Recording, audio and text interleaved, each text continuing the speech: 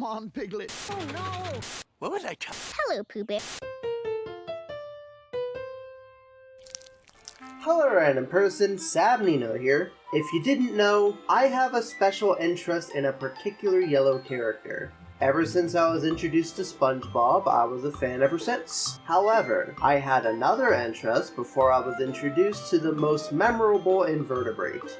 And funny enough, he's yellow and wears red. You read the title of the video, of course I'm talking about Winnie the Pooh. What started off as a book series by A.A. Milnes eventually became a very popular Disney franchise. I'm assuming Winnie the Pooh needs no introduction, and everyone has seen at least one movie, unless you're in China. When I was a young little sapling, I used to be obsessed with the Disney adaptation of Pooh Bear. I had plush toys, books, and many VHS tapes of the silly old bear. Then SpongeBob happened, and I hated it for being quote-unquote babyish. But then I rediscovered the original movie in high school, and I fell in love with it again. It's just a simple, wholesome franchise following cuddly characters doing whatever. So for the longest time, I've wanted to express my love of Winnie via a YouTube video. But I never knew how until I came up with this one. Apparently, Winnie the Pooh has a ton of television shows, and nobody covered them all in one video. F***ing cowards. So I thought, why not cover each one and see if there's any hidden honeypots in the 100-acre wood?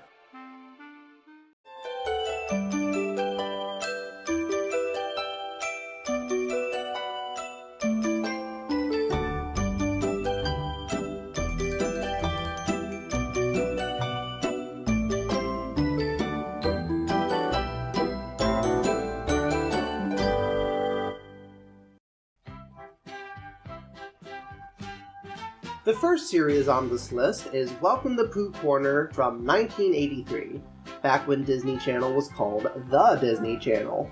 It was a live-action, partially educational show where the characters are depicted as guys in suits. Fun fact, the lead designer of these suits is Ken Forsey.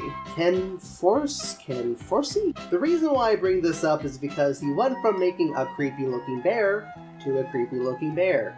If this iteration of Pooh and Teddy Ruxpin were in a fist fight, I think Pooh would win. By the way, if you want a more in-depth video discussing Welcome to Pooh Corner, I'd highly recommend Defunctland's video on it, along with the rest of his catalog. Tigger learns how to make spaghetti and force feeds it to his friends until they can't take it anymore. Wholesome children's entertainment. If I were to describe this show in 2 words, it would be fever dream, because the show stars the iconic Pooh and friends, but the way they're portrayed is off. And I'm not even talking about the creepy costumes, though they aren't helping in that regard. One way that this show feels off is the drastic voice changes of many of the characters. Since in this show, none of the characters have their original voice actors except for Owl, which isn't that bad, since with a franchise as old as Winnie the Pooh, naturally recasts are inevitable. But this is the first instance of the characters being recasted, and some of them work and others are simply a mediocre impression. I just want everyone to stop, and I get to do this all day long. Hal Smith voices Pooh Bear this time around, who also voiced Owl in this show and the original movie. Owl's voice is spot on, because why wouldn't he be? But due to him only voicing Pooh in this show and in a couple of shorts, sadly all I can picture is the 6-foot abomination whenever he voices him. I dropped it on the other side, and it came out on this side. The portrayals of the characters in this show are close to their personalities, to the many adventures of Winnie the Pooh, but there's certain attributes they add to make them feel different from the rest of the iterations in this video. Some of the characters are portrayed pretty well. Piglet, Eeyore, Tigger, and Owl feel like themselves more often than not. Though Pooh Bear isn't the bear of very little brains in this show. Since the series is educational in nature, they made him slightly smarter, which is fine for this type of show, but it doesn't help him not feeling like himself here, especially with this design. Plus, for some reason, Rabbit is a magician in this show. I feel like the only reason why they did this is because he's a rabbit and they're associated with magic. Oh, and Christopher Robin is only mentioned once in the school bus PSA. but is never seen. But there's a Muppet bus driver, and it makes me very uncomfortable knowing that these stuffed animals are probably bigger than the only human seen with these characters. The only other human is actually the narrator, which is pretty unique for this series since in every piece of Pooh media, the narrator is only heard. So it's nice seeing what he looks like for a change. So the visuals and the characters are a fever dream, but what about the stories? Well, every story goes like this. We're introduced to the topic of the day, they sing the same song a couple times in the episode with like slight variations to the lyrics, and eventually there is a moral.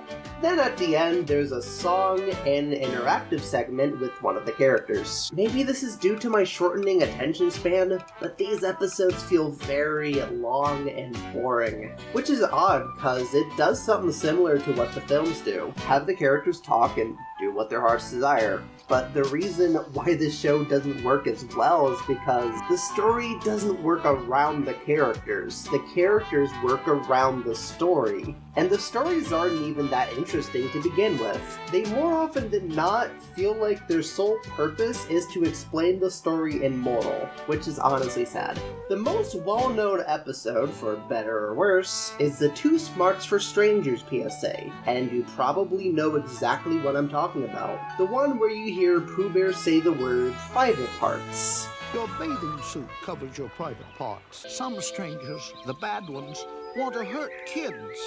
And bears, and even piglets. Who would want to touch Pooh and piglets? Oh no. Did Christopher Robin go through a horny teenager phase? Oh, thank f*** they're okay. I'll be real, for a first show based on Winnie the Pooh, it did alright. Unfortunately, there's simply not much reason to watch this one when there's more faithful adaptations of Pooh in a television format. However, if you do want to watch it, most of the episodes are on archive, but I highly recommend watching this with a friend. Trust me, it would be much more entertaining than the show itself. But that is no excuse to exclude it from Disney+. Come on, give us Uncanny Pooh Bear in HD. Stay tuned as Sab reunites with a childhood classic, The New Adventures of Winnie the Pooh.